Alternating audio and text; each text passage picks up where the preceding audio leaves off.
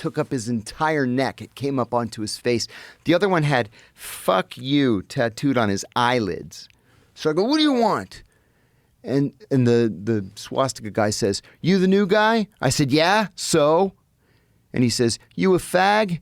I said, "No, I'm not a fag." He said, "You a rat?" I said, "No, I didn't have anybody else in my case. I'm not a rat."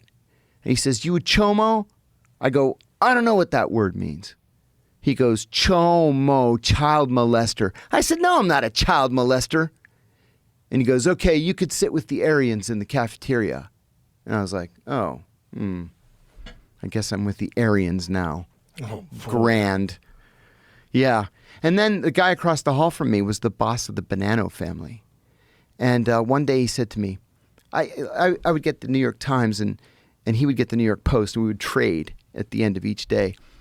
He asked me, "Let me ask you something," he says. "Why you sit with those Nazi retards in the cafeteria?"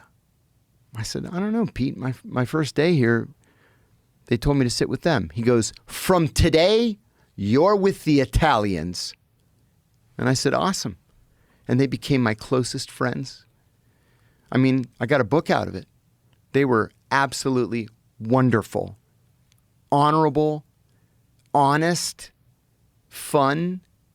The smallest so-called gang in the prison, but the one that commanded the most respect. And once word was out that I was with the Italians, it was hands off.